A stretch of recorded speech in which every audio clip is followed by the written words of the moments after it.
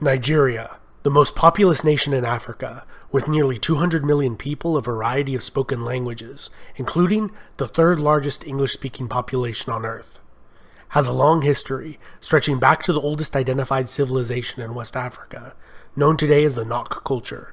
They were master sculptors in a variety of materials, ranging from terracotta to bronze.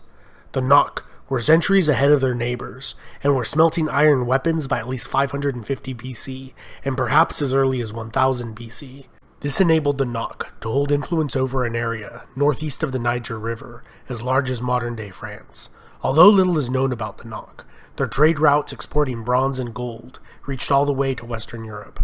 Unfortunately, since the 1970s, there has been a large amount of looting of Nok sites. In the 1990s, some crews employed over 1,000 diggers each day, with Nok sculpture showing up in Europe, the US, and Japan. The Nok disappeared as mysteriously as they arrived.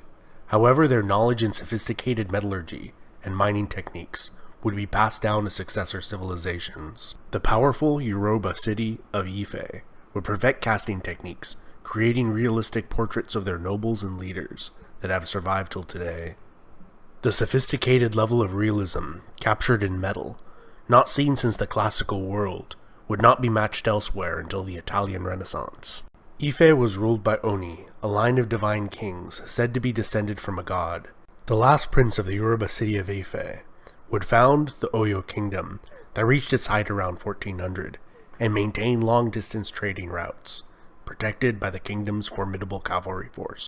To the southwest, the Edo people of the Empire of Benin would also learn metallurgy techniques from the Ife, and constructed one of the most impressive feats of engineering and the largest earthenware structure ever erected, the Walls of Benin, which enclosed an area of over 2,500 square miles. In all, over 9,000 miles of walls comprise this megastructure.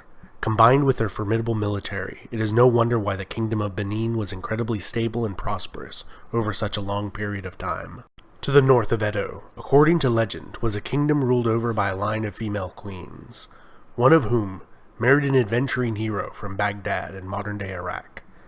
Their sons would rule over a collection of powerful city-states. Over the centuries, Hausaland would unite for short periods of time. However, squabbling and intrigue was the norm. Throughout this period, they maintained amicable relations with the Mali Empire, their economic competitor to the northwest, where many Islamic clerics migrated from to join the courts of the Islamic urban elite of the Hausa kingdoms. The Igbo kingdom of Nri was ruled by a priest king, and expanded its territory through sending converts to spread their faith in surrounding cities and towns. The kingdom reached its furthest extent between 11 and 1400. Encroached upon by the rise of Benin, and later the Atlantic slave trade, it appears to have maintained its authority well into the 16th century, and remnants of the religious hierarchy persisted until the establishment of colonial Nigeria. Jukun and Igala were two other formidable kingdoms that arose in the 14th century, and by the 16th, Igala was waging war on the Kingdom of Benin, challenging their long-time supremacy in commercial trade in the region, and with the arrival of the Portuguese, became involved in the inception of the transatlantic slave trade. From the 1500s through 1800s, many of the kingdoms in this region became extremely wealthy through the trade in precious metals and slaves. However, as the abolishment of the slave trade became widespread throughout the Western world, their fortunes began to stagnate.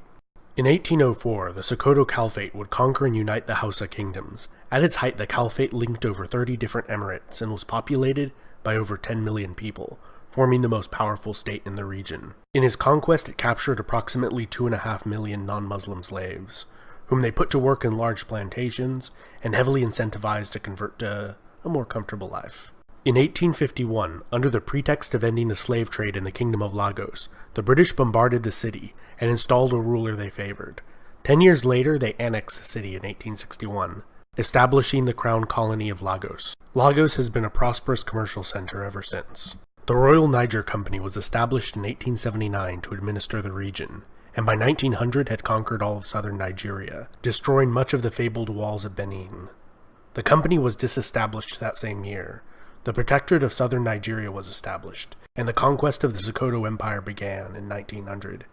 and by 1903, all of modern-day Nigeria was under British control. The colony and protectorate of Nigeria lasted for 46 years, and was governed through a system called indirect rule, where regional emirs and local rulers were given wide authority as long as the colonial government was allowed to conduct its business and gather taxation. In 1960, the First Republic of Nigeria obtained its independence from the British Empire, which was weakened after fighting the Second World War. In 1967, the Republic of Biafra was declared in the southeast of Nigeria, fueled by the persecution of the Igbo living in northern Nigeria, and control over the lucrative oil production in the Niger Delta played a major role in fueling this conflict that saw over 150,000 soldiers killed and millions displaced.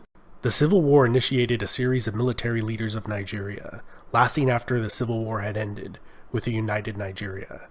Following the assassination of General Murtala Muhammad, his successor initiated a process of disestablishing military rule and bringing back a republic. This republic was short-lived, lasting from 1979 to 1983, when it was overthrown again. After 8 years of rule by General Ibrahim, he re-established a democracy that lasted for less than a year, which was overthrown by General Sani Abacha. Abacha died mysteriously and was buried without an autopsy. His successor again re-established a democracy that has lasted till the current day. This has been Epimetheus, and I hope you enjoyed that overview of Nigerian history. Don't forget to hit the bell icon to get notifications every time I make a new video, and subscribe.